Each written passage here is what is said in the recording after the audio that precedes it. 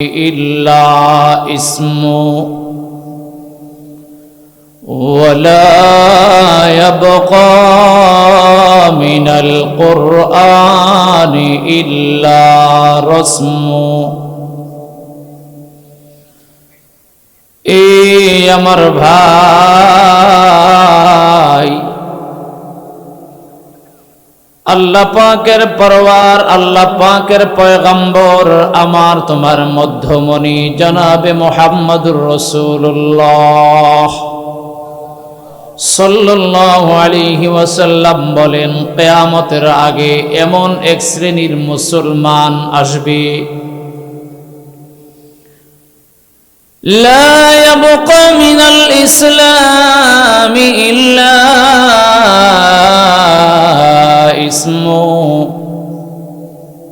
কিয়ামতের আগে এমন এক ধরনের মুসলমান আসবে যারা নিজেদেরকে মুসলমান বলে পরিচয় দিবে, যারা নিজেদেরকে ইসলামের নাম ব্যবহার করবে, কিন্তু মুসলমানের কোনো কালচার, মুসলমানের কোনো অনুশীলন অনুসরণ এদের ভিতরে থাকবে না। নাম আব্দুল্লাহ, নাম আব্দুর রহমান, নাম আব্দুর রহমান, আব্দুর রহিম, সলিমুদ্দিন, কলিমুদ্দিন, কিন্তু কোরআনের মাহফিলে মুসলমান খুঁজে পাওয়া যায় না। মসজিদের মধ্যে মুসলমানের সংখ্যা বড় নগণ্য।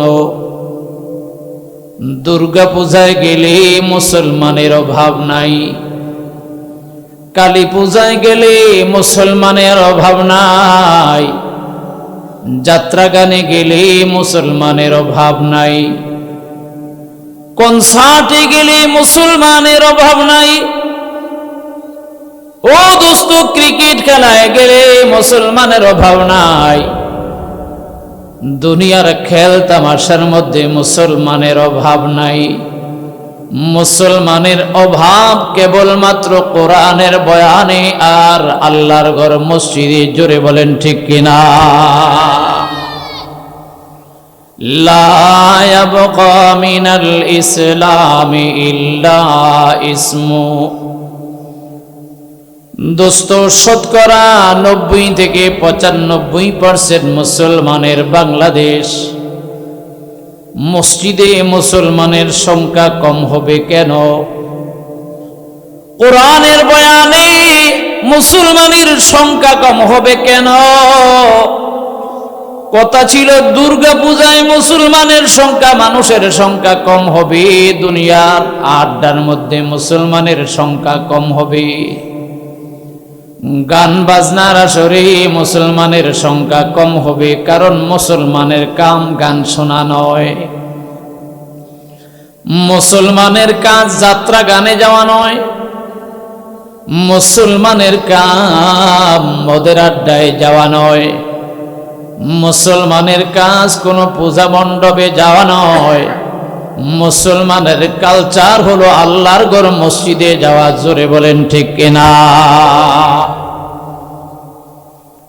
আহাব্বুল বিলাদি ইলাল্লাহি মাসাজিদুহা। আল্লাহর নবী সরকারে দো আলম বলেন, এই পৃথিবীতে সবচাইতে দামি জায়গার নাম আল্লাহর ঘর মসজিদ। দুনিয়ার জমিনে সবচাইতে দামি ঘরের নাম কি? মসজিদ। বলেন, আহাব্বুল বিলাদি ইলাল্লাহি মাসাজিদুহা। দুনিয়ার জমিনের মধ্যে সর্ব উৎকৃষ্ট সর্বোত্তম জায়গার নাম হলো মসজিদ। ওয়া আবগাযুল বিলাদি ইলাল্লাহি আসওয়াকুহা। আর দুনিয়ার সবচেয়ে নিকৃষ্টতম জায়গার নাম হলো বাজার। মসজিদ হলো উৎকৃষ্ট আর বাজার হলো নিকৃষ্ট। ও টাঙ্গাইল এলাকার মুসলমান, আপনারা আমার ভাষা বুঝেন? জোরে বলতে হবে, বোঝেন? কে কে বুঝেন নাই দুই একজন হাত উঠান দেখি। দেখলাম মনোযোগ কেমন আছে, আছে মাশাআল্লাহ। তাহলে আমার কথা তো বোঝেন, হানা বলবেন। ও মোহতারাম ভাই, ও আল্লাহর নবীর কথা সত্য না মিথ্যা? নবীর কথা যদি সত্য হয়, আল্লাহর ঘর মসজিদ পৃথিবীর মধ্যে সর্বশ্রেষ্ঠ জায়গা, কোনো সন্দেহ? আরো জোরে। আর বাজার দুনিয়ার মধ্যে সবচেয়ে নিকৃষ্ট, দোস্ত, কোনো সন্দেহ? ও দোস্ত, কিন্তু মজার কথা, মসজিদে আসলে আল্লাহর বান্দারা ঘড়ির দিকে তাকায়। ইমাম সাহেব যদি লম্বা কেরাত পড়ে, ইমাম সাহেব আপনার খাওয়া দাওয়া আর মসজিদে আজান দেওয়ার নামাজ ছাড়া তো কোনো কাজ নাই। আমাদের কামের কিন্তু কোনো অভাব নাই। এই ভূয়া সাহেব বাজারে ঘন্টার পরে ঘন্টা ঘুরে একবার ঘড়ির দিকে তাকায় না। যেই ভূয়া সাহেব মসজিদে আসলে বারবার ঘড়ির দিকে তাকায়, ইমাম সাহেবের নামাজ কত সময় লাগছে, ওই ভূয়া সাহেব বাজারে গেলে একবার ঘড়ির দিকে তাকায় না। ঘন্টার পরে ঘন্টা 5 টাকার 10 টাকার চা খায়া 500 টাকার গল্প করে আসে। ও দোস্ত, এই জন্য সরকারে দো আলম বলেন, আল মুমিনু ফিল মসজিদি, আল মুমিনু ফিল মসজিদি কাসসামাকি ফিল মা। আল্লাহু আকবার। ও আমার প্রিয় ভাই, পানি থেকে যদি রুই মাছ, কাতল মাছ উঠায়া আপনার বাড়ির মধ্যে আইনা যদি বিরিয়ানি দেন, খুশি নি? খুশি? রুই মাছ আর কাতল মাছ, বড় বড় জিওল মাছ বিরিয়ানি খায় না। এই মাছ খুশি হয়, আমাকে আবার পানির মধ্যে ছেড়ে দেন। মাছ যদি আবার পানি পায়, মাছ বড় খুশি হয়ে যায়। একজন ইমানদার আল্লাহর ঘর মসজিদের মধ্যে যখন যায়, মাছ যেমন পানি পাইলে খুশি, একজন খাঁটি মুমিন আর মুসলমান আল্লাহর ঘর মসজিদে ঢুকতে পারলে খুশি। দরফেশানি নে তেরে কতরো কো দরিয়া কর দিয়া, दरफेशानी ने तेरे कतरों को दरिया कर दिया, दिल को रोशन कर दिया, आंखों को बीना कर दिया। वल मुनाफिक बिल मस्जिदी कत्तयरी फिन नफकी। নবীর কথাগুলো কত যে সত্য, কেমনে বলি আমি, কেমনে বললে আপনারা বুঝবেন। আমার কথা মিথ্যাও হতে পারে, সত্যও হতে পারে। আল্লাহর কসম, একবার নয় 1000 বার আমার নবীর কথা 100 থেকে 110% সত্য। সন্দেহ আছে? ওয়াল মুনাফিকু ফিল মসজিদি, মসজিদে গিয়া বারবার ঘড়ির দিকে যারা তাকায়, ইমাম সাহেবকে নামাজের জন্য বারবার যারা তাগাদা দেয়, এই ইমাম সাহেব নামাজের মধ্যে এত লম্বা লম্বা কেরাত পড়েন কেন? এত লম্বা রুকু আর সিজদা করেন কেন? কত সময় লাগছে? 1:30টায় জামাত দাঁড়ানোর কথা 2 মিনিট দেরি হইল কেন? ও দোস্ত, এমন কেন বলনেওয়ালা মুসলমানের সংখ্যা আপনাদের টাঙ্গাইলে বুঝি নাই? নবী 1400 বছর আগে তাদের পরিচয় দোস্ত দিয়ে গেছে। ওয়াল মুনাফিকু ফিল মসজিদি কাত্তাইরি ফিন নাফাকি। দোস্ত, উড়ন্ত পাখিকে যদি আপনি ধরে খাঁচার ভিতরে ঢুকায়া দেন, উড়ন্ত পাখিকে যদি আপনি ধরে খাঁচার মধ্যে বন্দি করে রাখেন, আর খাঁচার মধ্যে বন্দি কইরা মোরগার পোলাও যদি দেন, পুরান ঢাকার নাজিরা বাজার থেকে যদি হানিফ বিরানি, হাজি বিরানি, নান্না মোরগ পোলাও দেন, ও দোস্ত, উড়ন্ত পাখি খাঁচার ভিতরে বৈশা বিরানি খায়া মজা পায় না। উড়ন্ত পাখি কয়, ও মালিক, আমার যদি তুমি সুখ দিতে চাও, আমাকে তুমি ছেড়ে দাও, আমি টেকনাফ থেকে তেতুলিয়া পর্যন্ত ঘুরি, এটাই আমার কাছে আনন্দ। আর তুমি খাঁচার ভিতরে বন্দি করে রাখবা, এটাই আমার জন্য জেলখানা। আল্লাহর নবী বলেন, ওয়াল মুনাফিকু ফিল মসজিদি, উড়ন্ত পাখিকে যেমন খাঁচার মধ্যে বন্দি করে রাখলে তেমন কোনো মজা পায় না, স্বাদ পায় না, তৃপ্তি পায় না, মুনাফিক মার্কা মুসলমান যারা মসজিদের ভিতরে ঢুকে, মসজিদের ভিতরে ঢুকলে তাদের মজা লাগে না, শান্তি লাগে না, তৃপ্তি লাগে না। লোক দেখানোর জন্য মসজিদের মধ্যে আসছে, আমি সভাপতি, আমি সেক্রেটারি, আমি কমিটির অমুক, মসজিদে যদি না আসি, নামাজ যদি না পড়ি, এলাকার মানুষ আমাকে কি বলবে, এই চিন্তার চেতনা করে মসজিদের মধ্যে আসছে। যত তাড়াতাড়ি বের হওয়া যায় ততই যেন শান্তি। এই প্রকৃতি যাদের মধ্যে থাকবে, এই স্বভাব যাদের মধ্যে থাকবে, আমার নবী কয় এরা মুসলমান নয়, এদের নাম মুনাফিকের খাতায় তাদের নাম। জোরে কোন নাউজুবিল্লাহ। আল্লাহ তুমি আমাদের সকলকে দ্বীনের সঠিক বুঝ দান করো, বলেন আমিন। আরো জোরে কর।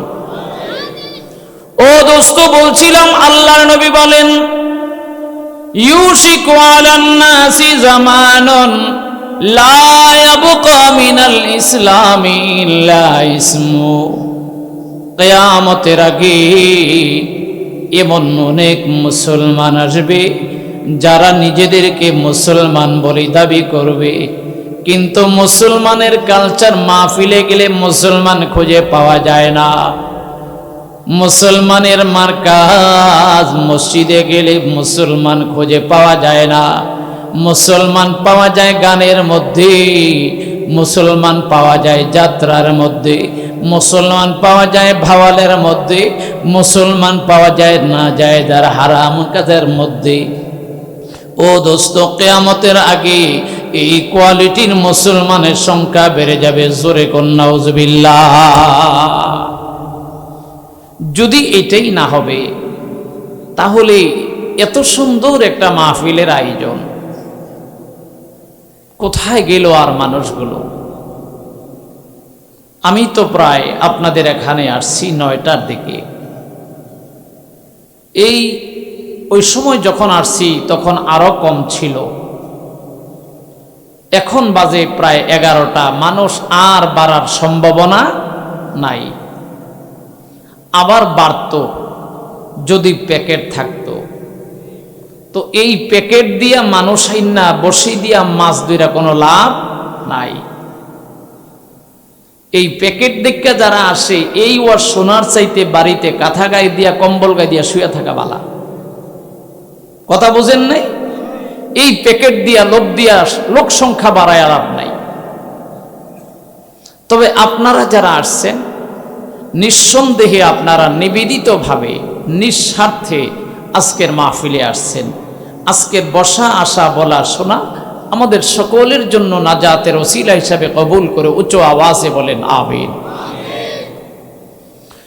লা ইয়াবকা মিনাল ইসলামি ইল্লা ইসমু ওয়া লা ইয়াবকা মিনাল কুরআনি ইল্লা রাসমু। ও দোস্ত, কিয়ামতের আগে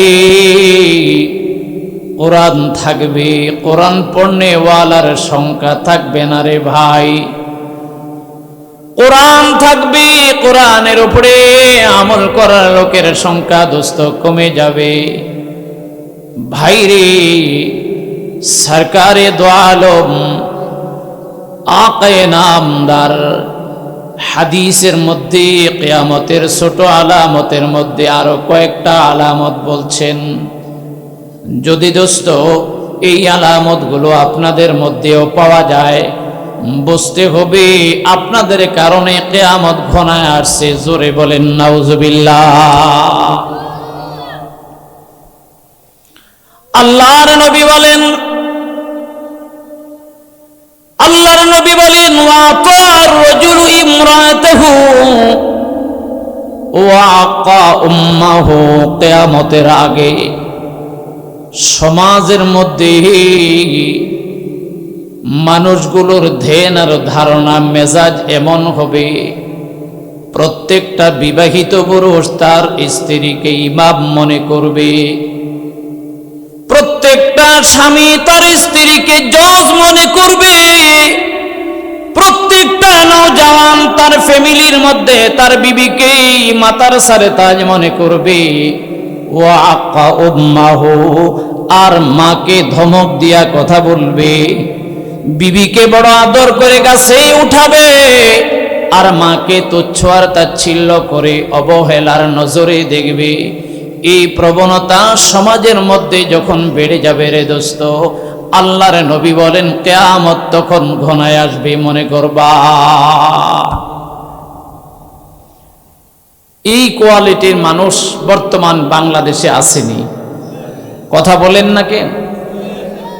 অবশ্য আপনাদের টাঙ্গাইলে নাই, আছে। ও আতার রাজুলু উম্মাহু আতার রাজুলু ইমরাতাহু, পুরুষ তার স্ত্রীকে খোদার মতো অনুসরণ করবে। রাত 2টা বাজে এইটা বলে 2টার সময় বিবিকে নিয়ে রেস্টুরেন্টে যাওয়ার জন্য ব্যস্ত হয়ে যাবে। দিনের বেলা যা বলবে, রাতের বেলা যা বলবে সব মানবে।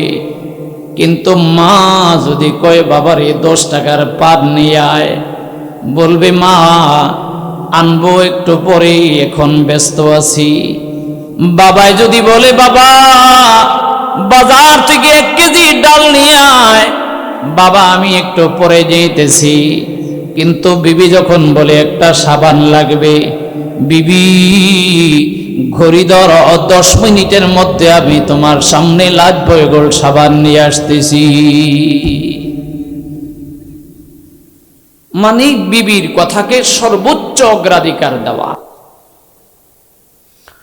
ও পর্দার আড়ালের মা বোনেরা, তোমরা রাগ করিও না, মারে বুঝার চেষ্টা করবা। দোস্ত আজকে সারা বাংলাদেশে চষে বেড়াই, বিভিন্ন মাহফিলে গেলে আমাদেরকে মাহফিল কমিটিরা বলে হুজুর বউ আর শাশুড়ির যুদ্ধের কথা কিছু বলবেন, ফ্যামিলি আর ফ্যামিলি, বাড়ি আর বাড়ি, ঘরে আর ঘরে, পুত্রবধূ আর শাশুড়ির মধ্যে উহুদের যুদ্ধের মধ্যে, খন্দকের যুদ্ধের মতো, ও দোস্ত সাফিয়ার বেজির মতো লাইগা থাকে। জোরে বলেন ঠিক কিনা? এটার কারণ কি? এটার কারণ হলো শাশুড়ি পুত্রবধূকে দাসী মনে করে, কাজ যত বেশি করাইতে পারে তত ভালো। শাশুড়ির উচিত হলো বৌমাকে নিজের মেয়ে মনে করবে, আর বৌমা মনে করবে শাশুড়িকে এটা আমার জনম দক্ষিণী মা। এই দুইজনে যদি 2টা কথা মনে রাখতে পারে, ওই দুইজনের ভিতরে আর কোনোদিন যুদ্ধ বলেন হবে? ও আমার প্রিয় ভাই, ভালো করে বুঝবা, সূরা লুকমানের 14 নম্বর আয়াত যেটা আমি তিলাওয়াত করলাম, আল্লাহ পাক পরওয়ারদিগার আলম বলেন ওয়া ওয়াসাইনাল ইনসানা বিওয়ালিদাইহি। এরে ডুবাইল এলাকার মুসলমানও, আল্লাহ তাআলা বলেন মানুষকে আমি নির্দেশনা দিলাম, আমি মানুষকে আদেশ করলাম, আমি মানুষকে ওসিয়ত করলাম, ওয়া ওয়াসাইনাল ইনসানা বিওয়ালিদাইহি। এরে যুবক, এ মানুষ, আমি দুনিয়াতে তোরে পাঠাইলাম, আমি কিন্তু আকাশ থেকে তোরে লাফ দিয়ে ঢিলের মতো ফালায়া দেই নাই। আমি বানাইছি বটে, কিন্তু বানাইতে গিয়া দুইটা মানুষের মেহনত কিন্তু আমি কাজে লাগাইছি। তোর দুনিয়া দেখার পিছনে, তোর দুনিয়ার বুক বিলাসিতার পিছনে, দুনিয়ার আরাম আয়েশের পিছনে দুইটা মানুষের অক্লান্ত পরিশ্রম আছে। এই দুইটা মানুষের মধ্যে একজনের নাম বাবা, একজনের নাম মা। একজনের নাম আব্বা, একজনের নাম আম্মা। এই জন্য একজন বান্দার জন্য আল্লাহ তাআলা স্রষ্টা হিসাবে সবচেয়ে বেশি মেহেরবানি করেন, আর মানুষ হিসাবে একজন মানুষের প্রতি সবচেয়ে বেশি অনুগ্রহ করেন তার মা এবং বাবা। এই জন্য আল্লাহ পাকের ফয়সালা হলো, আল্লাহ পাকের গোলামির পরে, আল্লাহর নবীর গোলামির পরে 3 নম্বর চেয়ারটা হলো তোর মা। সুবহানাল্লাহ করেন, আরো জোরে বলেন। আল্লাহর নবী বলেন, আমার তিলাওয়াতকৃত আয়াতের মধ্যে আল্লাহ পাক কথা বলেন, এই যুবক, আমি তোদেরকে নির্দেশনা দিলাম, মা বাবার সঙ্গে ভালো ব্যবহার করবা, মা বাবার সেবা করবা, মা বাবার খেদমত করবা, তবে দুইজনের মধ্যে একজনের একটু বেশি করবা। এই আয়াতের মধ্যে প্রথম মা বাবা দুইজনের উল্লেখ করেছেন, কিন্তু দোস্ত পার্সোনাল ভাবে মায়ের কথা স্পষ্টভাবে আল্লাহ তাআলা আলাদাভাবে উল্লেখ করেছেন। আল্লাহু আকবার কোন, আরো জোরে বলেন আল্লাহু আকবার। হামালাতুহু উম্মুহু ওয়াহানান আলা ওয়াহান। এরে যুবক, বাবার কথাও মানবি, মায়ের কথাও মানবি, কিন্তু বাবার তুলনায় মায়ের সেবার পরিমাণ বেশি হবে। আপনারা কি ঘুমায় গেছেন? মনোযোগ আছে? সেবা বাবারও হবে, মায়েরও হবে, কিন্তু বাবার তুলনায় মায়ের একটু কম না বেশি? জোরে বলতে হবে। মায়ের সেবা কেন বেশি এটাও আমার আল্লাহ বলেছেন, হামালাতুহু উম্মুহু ওয়াহানান আলা ওয়াহানিন ওয়া ফিসালুহু ফি আমাইন। আল্লাহর নবী সরকারে দো আলম, মায়ের সেবা বাবার তুলনায় একটু বেশি হবে, তার কারণটা 3টা বলেছেন। ও দোস্ত, পৃথিবীতে আমার তোমার বড় হওয়ার ক্ষেত্রে মা বাবা দুইজনের অবদান আছে বটে, তবে 3টা কষ্টের ক্ষেত্রে আমার মা একা একা নিয়েছেন, বাবা নেয় নাই। মায়ের 3টা কষ্টের একটা কষ্ট হলো গর্ভধারণের কষ্ট। চিল্লে বলেন মারহাবা। এই গর্ভধারণের 9 মাস কষ্ট বাবা কয়দিন নিছে? কথা বলেন না কেন? ও যুবক, তোমরা যারা বিয়ে করেছ, তোমরা বলো, তোমার যখন সন্তান হইল 9 মাস তোমার বিবি গর্ভধারণের কষ্ট স্বীকার করলো। সারাদিন তুমি খাইছো, সারা রাত তুমি ঘুমাইছো। তোমার বিবি সারাদিন কাম করার পরেও খাইতে গেছে, খাইতে পারে নাই। রাতের বেলা ঘুমাইতে গেছে, রাতের বেলাও ঘুমাইতে পারে নাই। আমার মতো একটা বাচ্চা পেটের মধ্যে বারবার লাথি মারে, গুতা মারে। এই লাথি আর গুতা মারার কারণে আমার মা দিনের বেলাও আরাম করতে পারে নাই, রাতের বেলাও ঘুমাইতে পারে নাই। জোরে বলো ঠিক কিনা?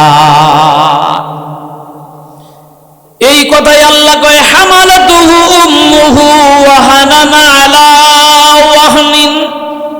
তোর মা বড় কষ্ট করে, তোর মা বড় কষ্ট করে একটার পরে একটা, একটার পরে একটা বড় কষ্ট করে তোকে তোর মায়ের পেটে নিয়েছে। তোর বয়স যখন 1 মাস, তোর মায়ের কষ্ট একরকম। তোর বয়স যখন 2 মাস, তোর মায়ের কষ্ট আর একরকম। তোর বয়স যখন 3 মাস, তোর মায়ের কষ্টের পরিবর্তন। প্রথম 3 থেকে 4 মাস আমার মতো সন্তান মায়ের পেটে যাওয়ার পরে মা বাচ্চা কনসেপ্ট করার কয়েকদিন পর থেকে মা বেচারির খাওয়া নাই। তুমি বাবার খাওয়ার অভাব নাই, তুমি বাবা যা দেয় তাই খাও, কিন্তু মা জননী আমার মতো একটা বাচ্চা পেটে আসার 3 থেকে 4 মাস 5 মাস পর্যন্ত মা বেচারির কোনো খাওয়া নাই।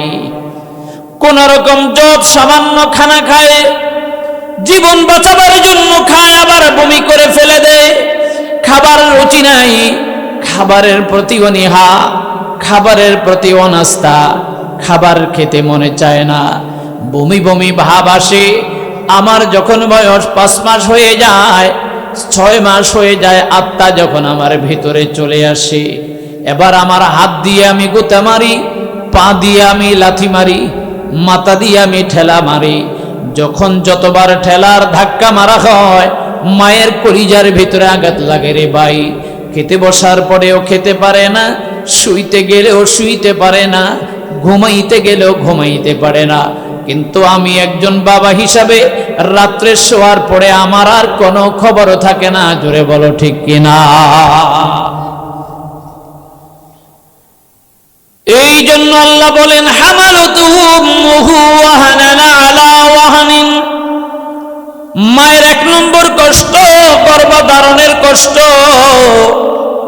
মায়ের 2 নম্বর কষ্ট ওয়াফিসালুহু ফি আমাইন। মায়ের 2 নম্বর কষ্ট, আমার মতো 9 মাসের একটা বাচ্চা, ডাক্তারি আর বিজ্ঞানের কথা মতে সুস্থ সবল একটা বাচ্চার জন্য কম করে 9 ইঞ্চি মোটা হওয়া লাগবে, 13 ইঞ্চি লম্বা হওয়া লাগবে। 13 ইঞ্চি লম্বা, 9 ইঞ্চি মোটা একটা বাচ্চা, তার চাইতে যদি চিকন হয়, তার চাইতে যদি খাটো হয়, তাহলে বুঝতে হবে বাচ্চাটা হয় মরা হবে, না হয় বিকলাঙ্গ হবে, অসুস্থ হবে। সুস্থ আর সবল বাচ্চার জন্য 9 ইঞ্চি মোটা, 13 ইঞ্চি লম্বা হওয়া লাগবে। এই ছোট্ট একটা বাচ্চা দুনিয়ার মধ্যে কেমনে করে দোস্ত আগমন করবে? দুনিয়ার ডাক্তার চিন্তা করে নাই, দুনিয়ার কোনো কবিরা চিন্তা করে নাই, দুনিয়ার কোনো মুহাদ্দিস চিন্তা করে নাই, দুনিয়ার কেউ চিন্তা করে নাই। সূরা আবাসের মধ্যে রব ডাক দিয়া কয় সুম্মাস সাবিলা ইয়াসসারা। ও ডুবাইল এলাকার মুসলমানও, মালিক কই তুই যে রাস্তা দিয়ে দুনিয়ার মধ্যে যাবি, সেই রাস্তা তো 1 থেকে 1.5 ইঞ্চির বেশি মোটা নয়। তোর মতো 9 ইঞ্চি মোটা বাচ্চাটা কেমনে দুনিয়াতে যাবে? আমি কুদরতি ভাবে তোর ভালোবাসার মোহাব্বত দিয়া তোর মাকে আমি বেহুশ বানায়া, অচেতন বানায়া, তোর মতো সন্তানের জন্য মাকে পাগলিনী বানায়া ধীরে ধীরে তোর মতো বাচ্চাটাকে আমি দুনিয়ার মধ্যে নিয়ে আসলাম। তোর মতো বাচ্চাটা যখন আসলি, এক একটা ব্যথা এমন হয়, এক একটা প্রসব ব্যথা যুদ্ধের ময়দানে যেন তীরের আঘাতের মতো কষ্ট হয়।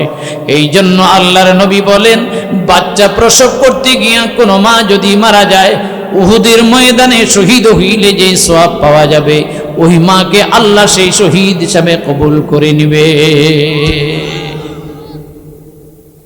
কারণ এই মায়ের জীবনে এটাও বড় জিহাদ। মায়ের 3 নম্বর কষ্ট ওয়াফিসালুহু ফি আমাইন।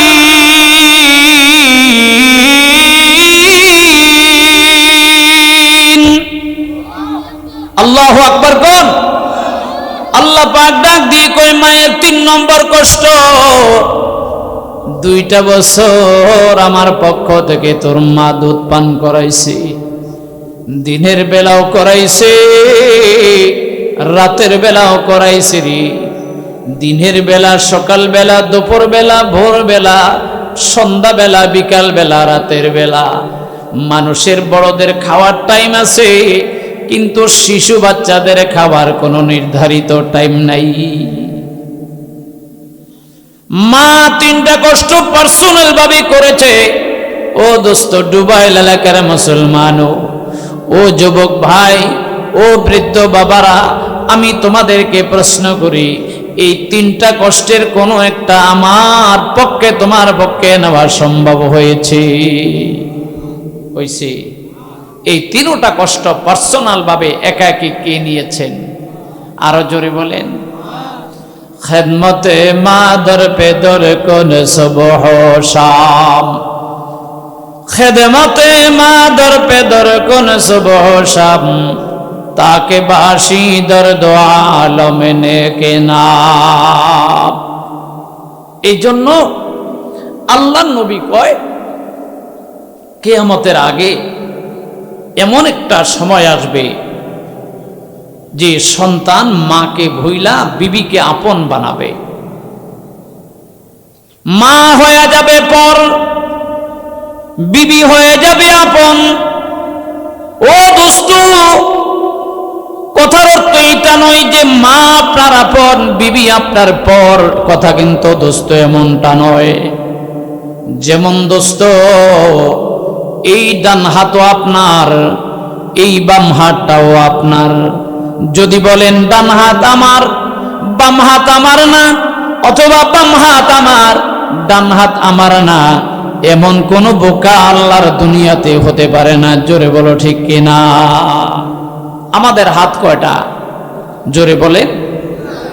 ডান হাতও আমার বাম হাতও আমার, ডান হাত আমার আপন বাম হাতও আমার আপন। মা হলো আমার ডান হাত, বিবি হলো আমার বাম হাত। ডান হাত হলো আমার নিজের, বাম হাত হলো আমার নিজের। মাও আমার আপন, বিবিও আমার আপন।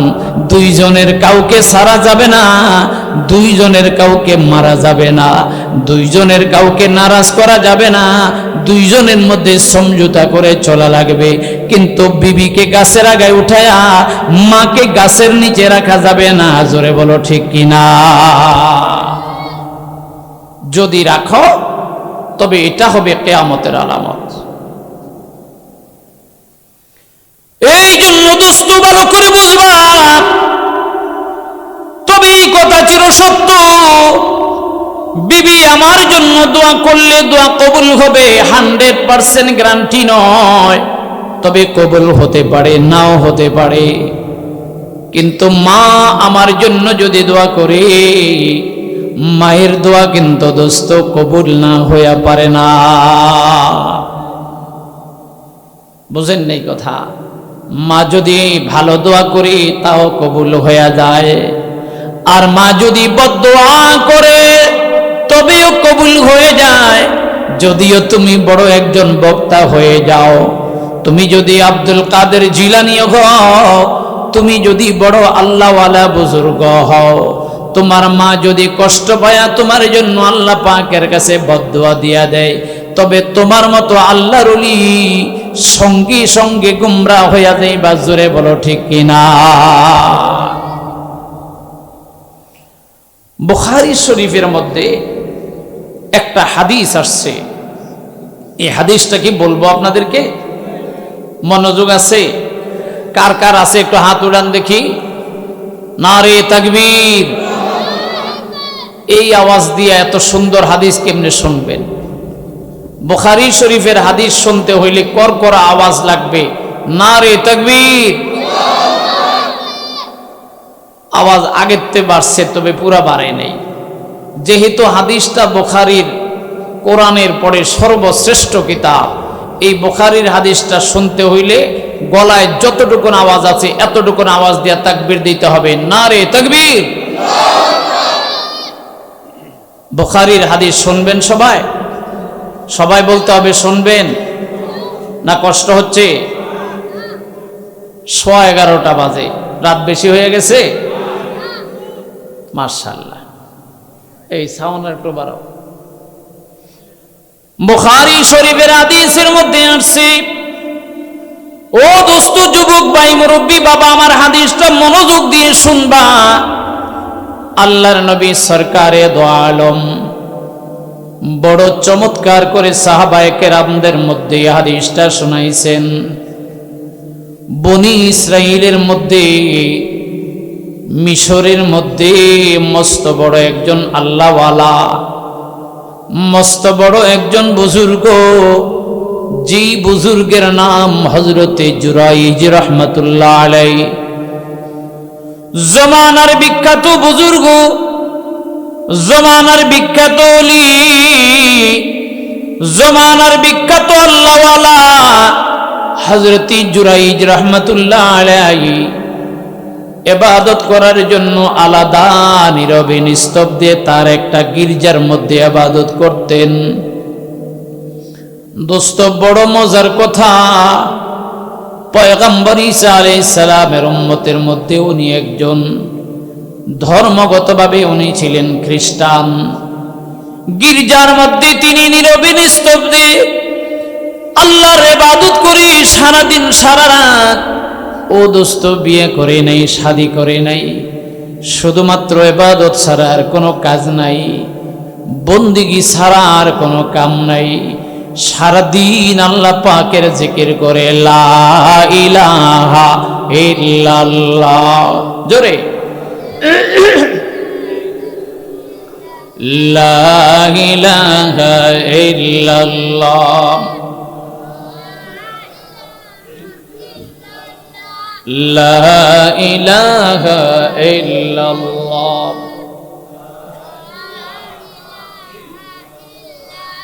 লা ইলাহা ইল্লাল্লাহ, লা ইলাহা।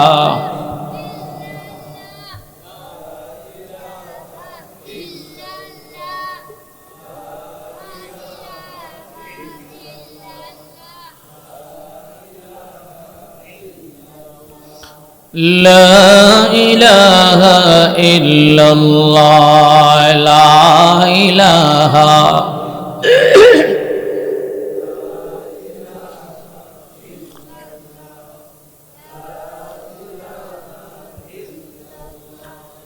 লা ইলাহা ইল্লাল্লাহ মুহাম্মাদুর রাসূলুল্লাহ সাল্লাল্লাহু আলাইহি ওয়াসাল্লাম।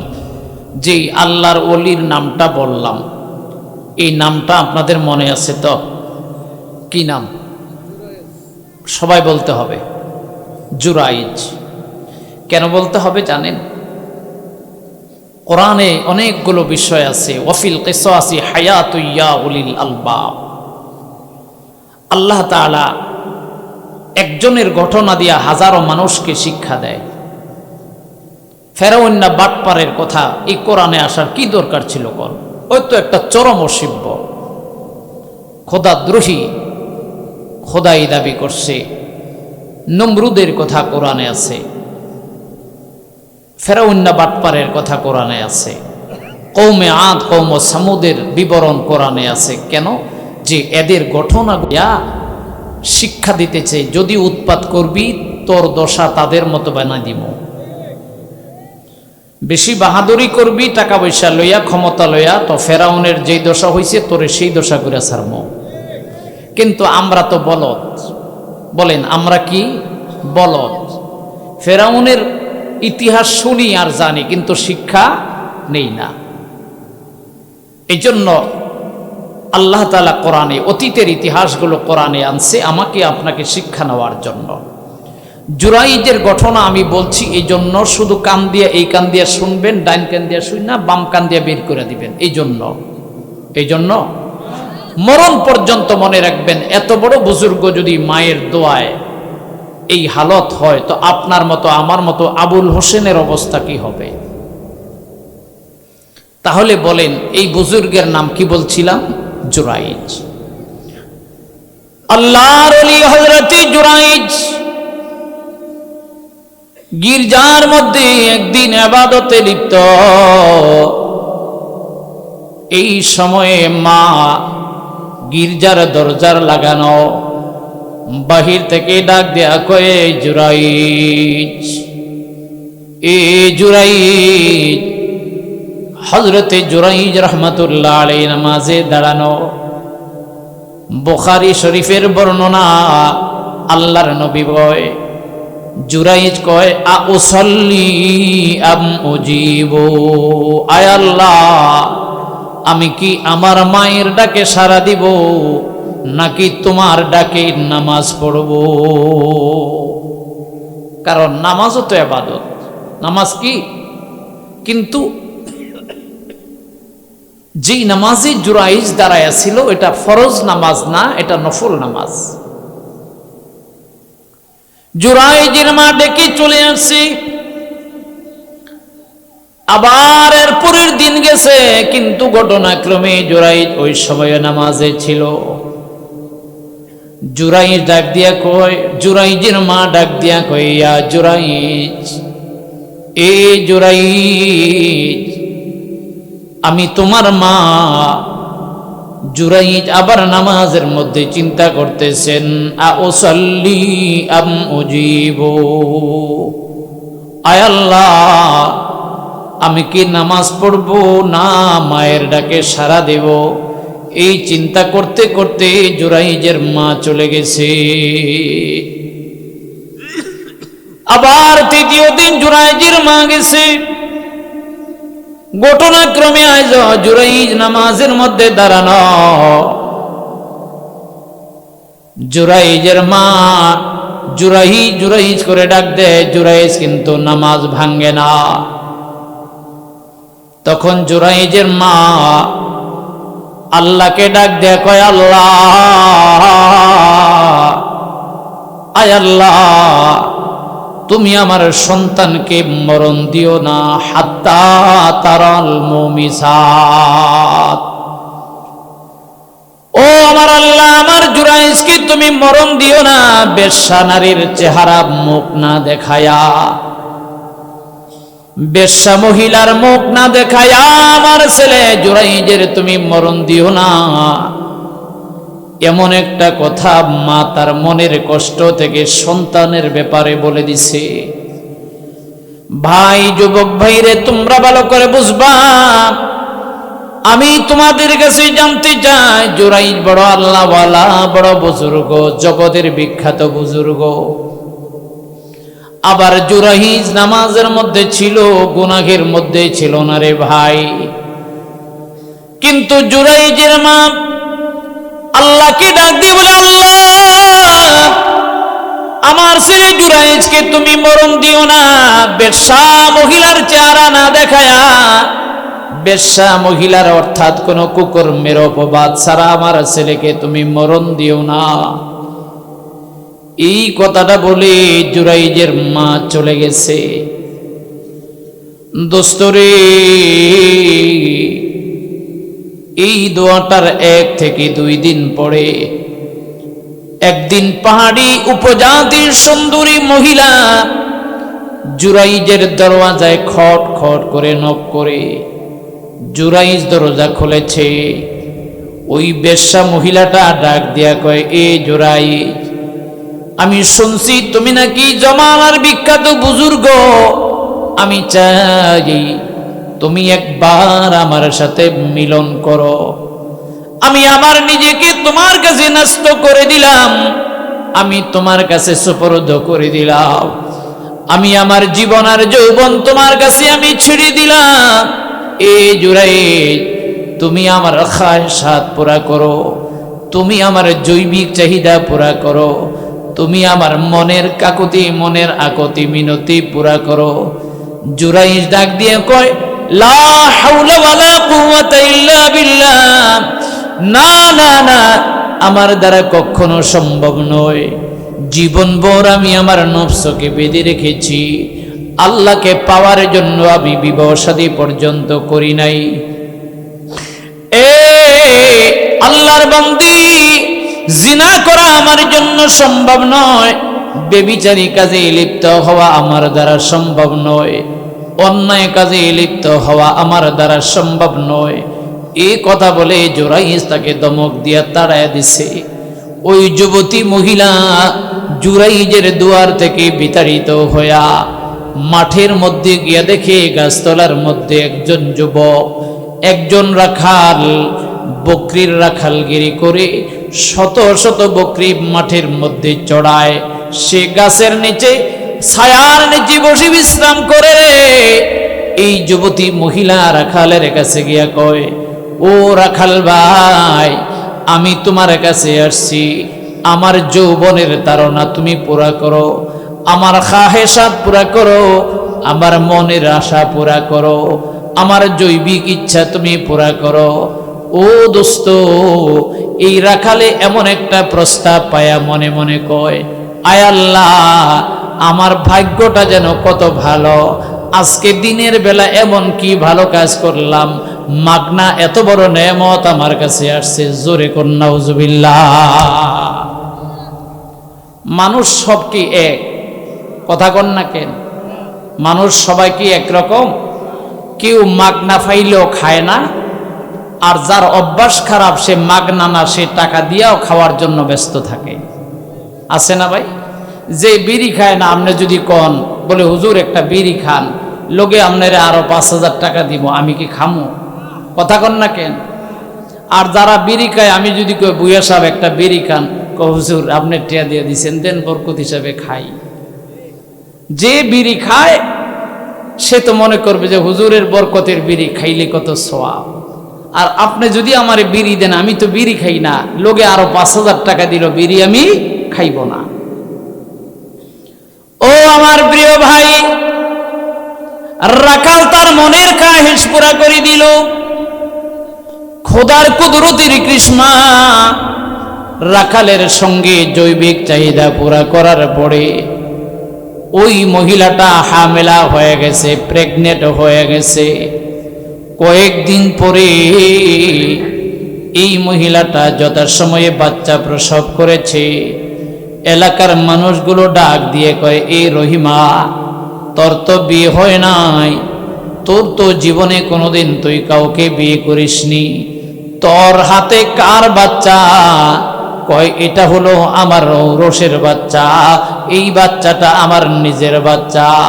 তাহলে তোর বিয়ে হয় নাই, বাচ্চা পাইলি কোথায় থেকে? এই গারো মহিলা, উপজাতি মহিলা, পাহাড়ি মহিলা ডাক দিয়া কয়, এই বাচ্চাটার বাবার নাম হলো জুরাইজ। ঘুমাই গেছেন আপনারা? এই বাচ্চার বাপের নাম কি? আরো জোরে কো।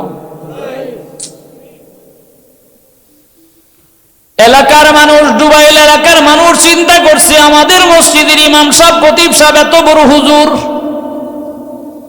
এই হুজুরের কথা অনুযায়ী মসজিদে লাখ লাখ টাকা দান করছি, এই হুজুরকে আমরা দেশি মুরগি জবে কইরা খাওয়াই। এই হুজুরে এমন একটা কর্মকাণ্ড ঘটাইছে, হুজুর তো বিদায় হবে, কিন্তু মায়ের খায়া বিদায় হবে। যে যতবারে ফিডা শুরু করছে, এমন হুজুগে বাঙালি কিছু আছে না নাই?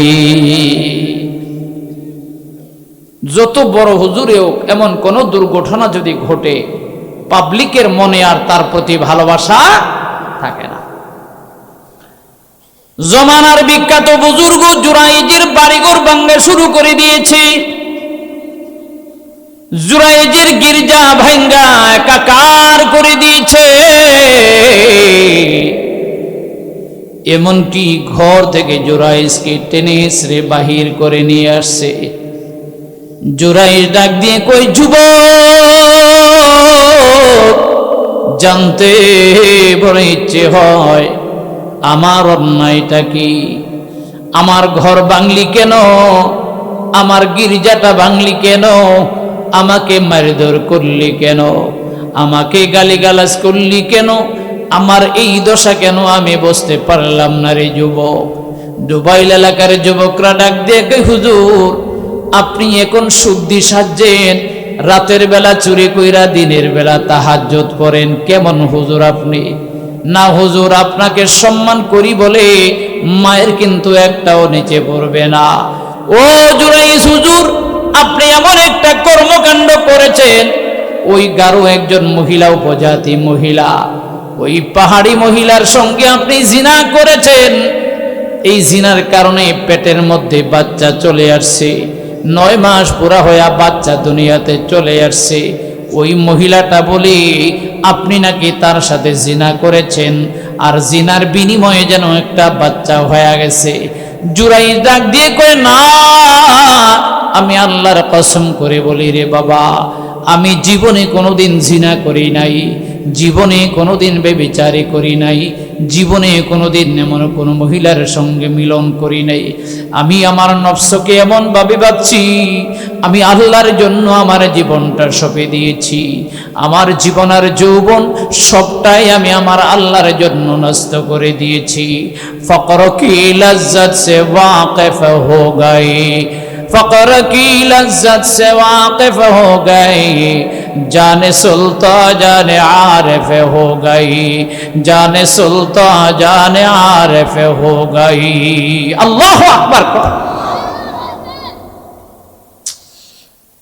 জুরাইজের বক্তব্য শুনা যুবকরা দ্বিধায় পড়ে গেল, তাহলে কি হুজুরেরটা সত্য না মহিলারটা সত্য? কেউ কেউ কয় না রে, হুজুরে আসলে এই কাম করেনি, হুজুরে তো আল্লাহর কসম দিয়ে কয়। আবার কিছু দুষ্ট ফোলাওয়েন কয় আর দূর বেড়া, এরম আকাম কোকাম কইরা কতই কসম কয়, সব শোনা যায় না। এরম কিছু ফালতু কোয়ালিটির যুবক আছে না নাই? জুরাইজির কথা বারবার শোনার পরে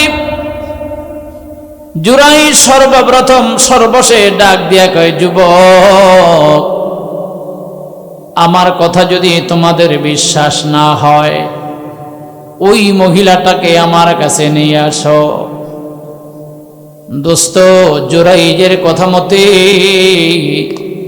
যুবকেরা ওই মহিলাটাকে নিয়ে আসছে বাচ্চা সহ। মহিলাটা ডাক দিয়ে, ওই যুবকরা ডাক দিয়ে কই, ও রহিমা, তুমি বলো তোমার সঙ্গে কে জিনা করেছে? মহিলাটা ডাক দিয়া কয়, এই জুরাইজ হুজুরে করছে। জুরাইজ কয়, আল্লাহর কসম করে বললাম আমি করি নাই। এবার আপনাদেরকে জিজ্ঞাসা করি, জুরাইজ কি করেছে কিনা? আরো জোরে কোন না। জুরাইজের কথা বিশ্বাস করে না, কার কথা কে শোনে? জুরাইজ এবার ডাক দিয়া কয়, এরে নওজওয়ান, ঠিক আছে, আমার কথাও তোমাদের মানা লাগবে না, রহিমার কথাও মানা লাগবে না, মেয়েটার কথাও শোনা লাগবে না, আমার কথাও শোনা লাগবে না, তৃতীয় পক্ষের কথা শুনবা। বলে তৃতীয় পক্ষকে বলে, এই মহিলার হাতের মধ্যে কোলের মধ্যে নবজাতক সন্তান, মাত্র 18 দিন বয়স।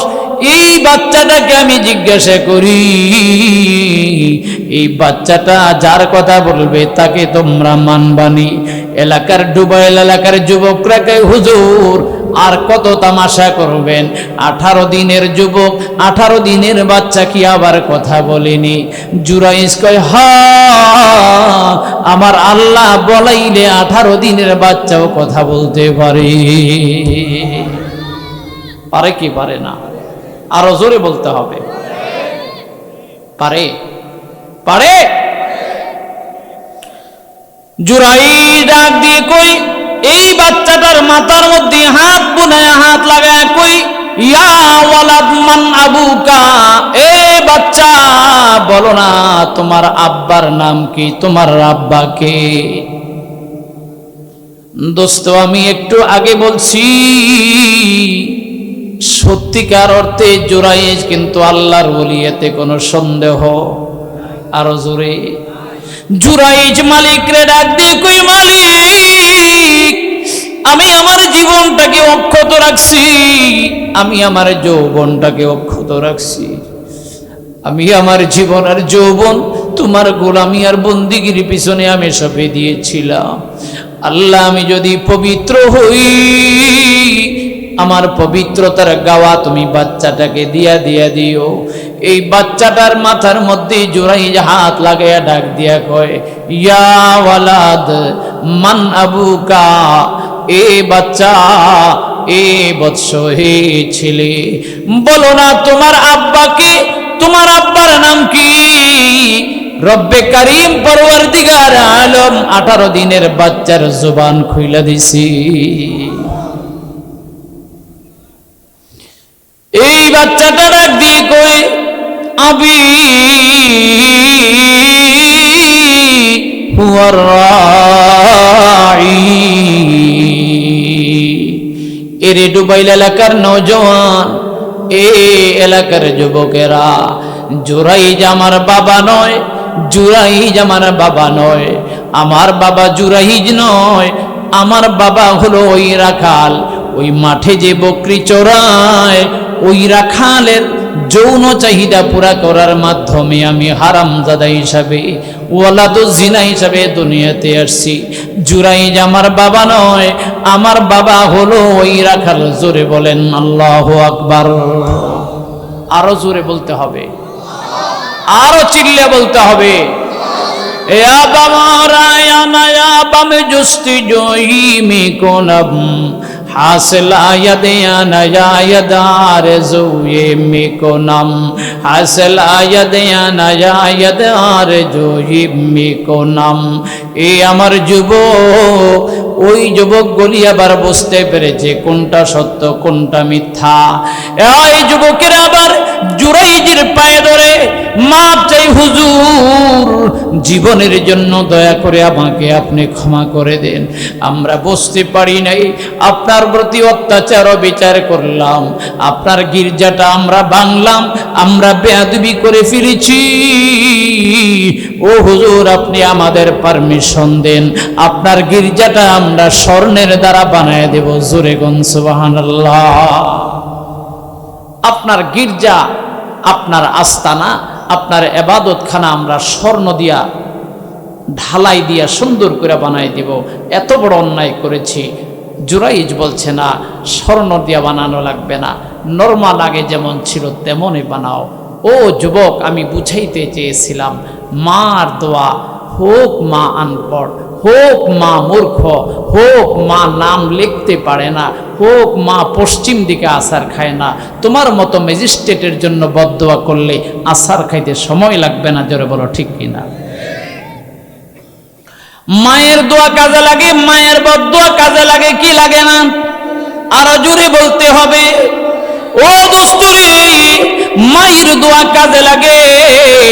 হযরত ঈসা আলাইহিস সালাম আল্লাহকে ডাক দিয়ে বলে, মালিক আমি তোমার কাছে একটা বিষয় জানতে চাই, আমি নবী জান্নাতে যাব তো বটে, আমার হাওয়ারীদের মধ্যে আমার সঙ্গে জান্নাতে কে যাবে? আমার আল্লাহ ডাক দিয়ে কইসা, তুমি জান্নাতে যাইবা, তোমার সঙ্গে তোমার প্রতিবেশী হিসাবে ওই ডুবাইলের একজন কসাই আছে, ওই কসাই তোমার সঙ্গে তোমার জান্নাতের মধ্যে থাকবে। কসাই চিনেননি, ঘুমাই গেছেন গা? আরে রাত গভীর হইলে, এই দুঃখে রাত্রে গভীর হইলে ওয়াজ করতে চাই না। এটাই যদি আবার মাহফিলের যৌবন হইতো, বয়ান শুইনাও মজা পাইতেন, বইলেও মজা পাইতাম। কষ্ট হইতেছে আপনাদের? আর 5 থেকে 7 মিনিট আলোচনা করব, কষ্ট হবে? মাশাআল্লাহ। না রে বাবা। হযরত ঈসা আলাইহিস সালাম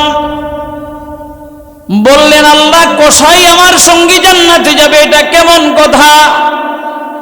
ও ডুবাইল এলাকার মুসলমান, তোমাদের কাছে আমি জানতে চাই, কসাই কোন বড় আব্দুল কাদের জিলানী তো হয় না, কসাই তো মসজিদের ইমাম সাহেব হয় না, কসাই তো মসজিদের খতিব সাহেব হয় না। কসাইয়ের কাম হলো গরু আর ছাগল জবে কইরা গোশত বিক্রি করা। জোরে বলেন ঠিক কিনা? ঈসা নবী ডাক দিয়ে কই, আল্লামা জমিরউদ্দিন সাহেব রাহমাতুল্লাহ আলাইহি তার কিতাবের মধ্যে কারি খুতবাতে হাকিমুল ইসলামের মধ্যে কারি তৈয়ব সাহেব রাহমাতুল্লাহ আলাইহি লেখেন, হযরত ঈসা আলাইহিস সালাম আল্লাহকে ডাক দেয়া কয়, আল্লাহ কসাই যদি আমার সঙ্গে জান্নাতে যায়, নিশ্চয়ই জানতেন কসাই না, এটা নিশ্চয়ই ডুবাইল এলাকার কসাই হবে না, এটা গাবতলী হাটের আর কাপ্তান বাজারের কসাই হবে না, নিশ্চয়ই তার এমন কোনো গুনাহগুণ আছে যে গুণের বরকতে পয়গম্বরের সঙ্গে জান্নাতে যাবে। জোরে কোন সুবহানাল্লাহ। আচ্ছা আল্লাহ, তুমি আমার এই কসাইটা একটু দেখাইতে পারোনি? আল্লাহকে দেখাইতে পারি, তুই কাজ কর, এই ডুবাইল এলাকার যে বাজার আছে ওই বাজারে গিয়ে দেখবি এই নামের একজন কসাই, তার কাছে কথা বল, বললে বুঝতে পারবি কোন কোয়ালিটির কসাই। হযরতে পয়গম্বর ঈসা বাজারের মধ্যে যায়, কসাইয়ের দোকানের সামনে যায়, গোশত বিক্রি শেষ হয়ে গেছে, কেজি খানেক পরিমাণ গোশত ব্যাগের মধ্যে নিয়া বাড়ির মধ্যে রওনা। কসাই নিজে নিজে বাড়িতে গেছে, পয়গম্বর ঈসা একটু দূরত্ব রক্ষা করে তার বাড়ি পর্যন্ত গেছে। ও দোস্ত, আজকে তো টিভির জমানা, আমেরিকার প্রেসিডেন্টকে দেখাও তো কোনো ব্যাপার না, লন্ডনের প্রেসিডেন্টকে দেখা ব্যাপার না, সৌদি আরবের যুবরাজরেও দেখা ব্যাপার না, শেখ হাসিনা আর খালেদা জিয়া তো কোনো কথাই নাই। টিভির পর্দার মধ্যে এক দেশের প্রেসিডেন্টকে আর এক দেশের মানুষ দেখতে পারে কি পারে না? তখন তো আর দোস্ত টিভির জমানা না। যারা সামনে থাকে তারা নবীর চিনে, যারা সামনে থাকে না তারা চিনে। হযরত ঈসা আলাইহিস সালাম ওই উম্মতের বাড়ির দূরত্বে দাঁড়ায় দাঁড়ায় দেখতেছে, কসাই নিজেই গোশতটা সুন্দর করে টুকরা করে, সুন্দর করে ধুয়ে, সুন্দর করে রান্না করে, ছেলে মেয়েরা কান্নাকাটি করে খাওয়ার জন্য। ছেলে মেয়েদেরকে ডাক দিয়া কয়, বাবা তোদেরকে একটু পরে খাওয়াবো, আগে আমি বুড়ি মাটারে খাওয়াই আসি। এই বুড়ি মাটারে জীর্ণ শীর্ণ, একদম নড়াচড়া তেমন করতে পারে না, কথাবার্তাও তেমন বোঝা যায় না রে দোস্ত, বয়োবৃদ্ধা একজন মহিলা। এই কসাই রান্না করে পেয়ালার মধ্যে করে মাকে সুন্দর করে ছোট্ট ছোট্ট করে লোকমা বানায় খাওয়াই দিছে। খাওয়ার পরে এই মহিলাটা আকাশের দিকে হাত উঁচা করে কি যেন বলছে। সবার খানা দানা শেষ হয়ে গেছে। হযরত ঈসা আলাইহিস সালাম ওই কসাইয়ের দরজার মধ্যে নক করছে, ডাক দিয়া কই, ভাই রে, আপনার সঙ্গে আমার একটু কথা আছে। কি কথা? বলে একটু বাহিরে আসেন। বাহিরে আসলাম। বাহিরে আসার পরে পয়গম্বর ঈসা ডাক দিয়া কয়, এই যে আপনি গোশত রান্না করলেন, গোশতের ঝোল দিয়া ছোট্ট ছোট্ট লোকমা বানায়া জীর্ণ শীর্ণ বয়োবৃদ্ধা একজন মহিলাকে খাওয়ায়া দিলেন, এই বয়োবৃদ্ধা মহিলাটাকে হযরতে মুসা, হযরতে ঈসা আলাইহিস সালামের এই উম্মত কয়, এই বয়োবৃদ্ধা মহিলাটা হলো আমার জনম দুঃখিনী মা।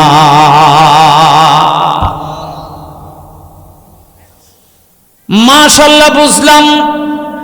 মাকে খাওয়ানোর পরে মার ভাষা বুঝি নাই, মা যেন পিন পিন করে, পিন পিন করে আকাশের দিকে উঁচু করে কি যেন বললেন। এই লোকটা ডাক দিয়া কয়, হুজুর, আমার মা, আমি যখন খানা খাওয়াই, মনটা যখন খুশি হইয়া যায়, আমার মা প্রতিদিন আকাশের দিকে হাত উঠায়, আকাশওয়ালা আল্লাহকে ডাক দিয়া কয়, আয় আল্লাহ, আমার স্বামী নাই, আমার আর কোনো ছেলে আর মেয়ে নাই, একটাই মাত্র আমার ছেলে, আমার যেমন ভাবে আদর যত্ন করছে, যেমন ভাবে আমার সেবা যত্ন করছে, আয় আল্লাহ, আমি আমার ছেলের উপরে খুশি। আয় আল্লাহ, আমি তোমার কাছে একটা দোয়া করলাম, আমার ছেলেটাকে তুমি শুধু জান্নাতি দিবা না, আমার ছেলেটাকে জমানার শ্রেষ্ঠ ব্যক্তি পয়গম্বর ঈসা আলাইহিস সালামের হাওয়ারি বানায়া, সাথী বানায়া, পয়গম্বরের সঙ্গে আমার ছেলেটাকে তুমি জান্নাতে দিয়া দিও।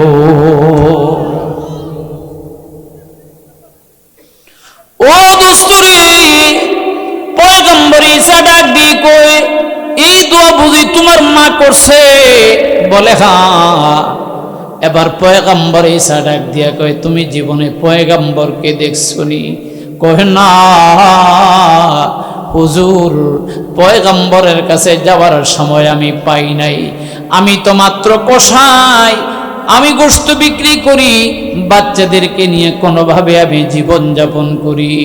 পয়গম্বর ঈসা ডাক দিয়া কয়, যদি জীবনে তুমি পয়গম্বরকে দেখে না থাকো, আমি তোমার সেই কাঙ্ক্ষিত পয়গম্বর হযরতে ঈসা আলাইহিস সালাম। জোরে বলেন সুবহানাল্লাহ। ও যুবক রে, মায়ের বদদোয়ার একটা হাদিস আমি বুখারী থেকে শুনাইলাম, মায়ের দোয়ার প্রতিফলনের একটা ঘটনাও আমি কিতাবের থেকে শুনাইলাম। এবার যুবক, তোমাদের কাছে আমি জানতে চাই, মায়ের দোয়া এবং বদদোয়া সন্তানের পক্ষে কাজে লাগে কি লাগে না? আরো জোরে বলতে হবে। এই জন্য আমার নবী ডাক দিয়ে কয়, ওয়া আতাআর রাজুলু উম্মা ওয়া আতাআর রাজুলু ইমরাতাহু ওয়া আকা উম্মাহু। কিয়ামতের একটা আলামত হলো সন্তানেরা বউকে প্রাধান্য দিবে, সন্তানেরা স্ত্রীর কথাকে সর্বোচ্চ গুরুত্ব দিবে, মাকে অবমূল্যায়ন করবে। কিয়ামতের আরেকটা আলামত হলো ওয়া আদনা সাদিকাহু ওয়া আকসাবাহু। বন্ধুর কথাকে বিশ্বাস করবে, বাবার কথাকে অবিশ্বাস করবে, বন্ধু তার আপন হবে। মার বাবা যদি পর হয়ে যায়, বউ আর বন্ধু যদি তোমার আপন হয়ে যায়, ও যুবক তুমি মনে করবা তোমার মতো যুবকের চরিত্রের কারণে কিয়ামত বুঝি ঘনায় আসছে। জোরে বলো ঠিক কিনা? তাহলে মা বাবার সেবা করা এই ওয়াজটা কি আমার না আল্লাহ? আর একটু জোরে কর।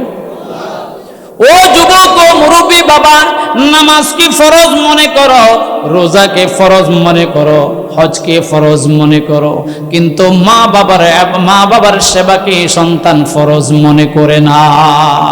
নামাজের কথা যেই আল্লাহ বলেছেন, মা বাবার সেবার কথা আরেকজন আল্লাহ বলছে, একই আল্লাহ বলছে। রোজার কথা যেই আল্লাহ বলছে, মা বাবার সেবার কথা একই আল্লাহ বলেছেন। ওয়া ওয়াসাইনাল ইনসানা বিওয়ালিদাইহি ইহসানা। এ বান্দা, আমার নির্দেশ হলো মা বাবার সঙ্গে ভালো ব্যবহার করবা। চিল্লে বলেন সুবহানাল্লাহ। তাহলে বুড়া বুড়ি মা আর বাবা তাদেরকে মাথার মুকুট হিসাবে মূল্যায়ন করা যাবে তো? আরে জোরে বলেন যাবে? যদি করতে পারেন তবে আপনি দুনিয়ারও ব্যারিস্টার, আখিরাতেরও ব্যারিস্টার। আপনি দুনিয়ারও বড়, আখিরাতেরও বড়। আর মা বাবাকে যদি পিছনে ফেলে বউ আর বন্ধুকে যদি ইমাম বানাইতে পারেন, তবে বুঝবেন দুনিয়াও অন্ধকার, আখিরাত তো ডাবল অন্ধকার। চলেন, আল্লাহ তাআলা যাদের মা বাবা বেঁচে আছে, দোয়ার খাজানা বেঁচে আছে, দোয়ার গোডাউন বেঁচে আছে। বলতেছিলাম আমার বিবি আমার জন্য দোয়া করে, কোনো সন্দেহ নাই, কিন্তু বিবির চাইতেও একদা বেশি দোয়া করে মা বাবা। শুধু মায়ের কথাটা আজকে শোনাইলাম, বাবার কথাটা আজকে আর শোনাইতে পারলাম না, রাত অনেক হয়ে গেছে। আল্লাহ তাআলা আমাদের সকলকে মা বাবার সেবক হিসাবে কবুল করে বলেন আমিন। ওয়া আখিরু দাওয়ানা আলহামদুলিল্লাহি রাব্বিল আলামিন। অনেক রাত হয়ে গেছে। এই মুহূর্তে কেউ যদি 2, 4, 500, 1000, 2000 দিতে চান দিতে পারেন, আমি দোয়া করে দিব ইনশাআল্লাহ। আলহামদুলিল্লাহ। আমাদের বিশেষ প্রধান অতিথি আমাদের হারুন সাহেব ছিলেন। উনি আমাদের মাঝে 25,000 টাকা দান করেছেন। আমাদের শেষে সবাই আমার ভলেন্টিয়ার ভাইরা আছেন, যারা আছেন এটা উর্বল্লা নামে আমাদের অনেক ভাই টাকা দিবে। অনেক ভাই অনেকে দেয় নাই, অনেকে নিয়ত করেছেন। মেয়েদের প্যান্ডেলে, হ্যাঁ মেয়েদের প্যান্ডেলে আছে, ওখানেও আমরা যাই, এখানেও। এই ভলেন্টিয়ার ভাইরা যারা আছেন ভিতরে ঢুকে যান, যাইতে পারেন দান করে দেন। বিশেষ অতিথি সাহেব আমার হাতে 25,000 টাকা দিয়েছেন। এই 25,000 টাকা আমার হাতে আর একজন ভাই 5,000 টাকা দিয়েছেন। 5,000 টাকা দিয়েছি। আর এক ভাই আমাকে 2,000 টাকা দিয়েছেন। 2,000 টাকা, 2,000 টাকা। আমাদের যে টাকাগুলো জমা ছিল আমার হাতে, আমি দিয়ে দিলাম। এই যে 1000 টাকা, আল্লাহ তোমার 1,00,000 টাকা। আল্লাহ আমানত ভাই পুলিশ 1,500 টাকা। হাম্মো জবেহের মানে মানসুদ। আয় আল্লাহ, গভীর রাত তোমার দরবার থেকে, দুয়ার থেকে আমাদেরকে তাড়ায়া দিও না। আমরা গুনাহগার বলি, তোমার দুয়ার থেকে সরিয়ে দিও না। আমরা নাফরমান বলে তোমার দরবার থেকে তাড়ায়া দিও না। হায় আল্লাহ, জানি না কার কখন যেন আল্লাহ মরণের দিকে চলে আসে রে আল্লাহ। মরণের আগে আমাদের সকলকে তুমি তওবাতুন নসুহ নসিব করে দিও। আয় আল্লাহ, আমার বাবা নাই, বাবার বয়সী অসংখ্য মুরব্বী বাবাদেরকে নিয়ে হাত বাড়াইলাম। পর্দার আড়াল থেকে অসংখ্য মা বোনদেরকে নিয়ে হাত বাড়াইলাম। আল্লাহ, আমাদের মধ্যে যার হাত দুটো তোমার পছন্দ হয়, আল্লাহ তাদের উসিলায় আমাদের সকলের দোয়া তুমি কবুল করে নাও। এ পরওয়ারদিগারে আলম, এই মাহফিলের আয়োজন যারা করেছেন, শ্রবণ করতে যারা এসেছেন, গভীর রাত পর্যন্ত মনোযোগ সহকারে কোরআন হাদিসের বয়ান যারা শুনছেন, আল্লাহ আমাদের সকলকে তুমি কামিয়াব করে দাও। আয় আল্লাহ, দুনিয়ার হায়াতি বরকত দিয়ে দাও, আমলওয়ালা জিন্দেগি দান করো, ঈমান এবং আমলওয়ালা জিন্দেগি দান করো। তোমার হাবিবের আল্লাহ মর্জি মোতাবেক চলার তৌফিক দাও। আল্লাহ, তোমার হুকুমের পাবন্দি আর ইতাআত করার তৌফিক দাও। আয় আল্লাহ, আমাদের সকলকে আমন ও আমান ও আফিয়তের সঙ্গে আমাদের প্রত্যেকের গন্তব্যে পৌঁছবার মতো তুমি তৌফিক দিয়ে দাও। পরওয়ারদিগারে আলম, এই গভীর রাত্রে আমাদেরকে তুমি খালি হাতে ফিরাইয়া দিও না। আয় আল্লাহ, বিশেষ করে আমাদের আব্বা আম্মা যাদের কবরস্থানে পড়ে আছে, আল্লাহ যাদের মা বাবা গোরস্থানে, গাছতলার নিচে বাসতলার নিচে সারা বাড়িতে মরুভূমিতে পড়ে আছে, আল্লাহ তাদের কবরগুলো তুমি জান্নাতের বাগান বানায়া দাও।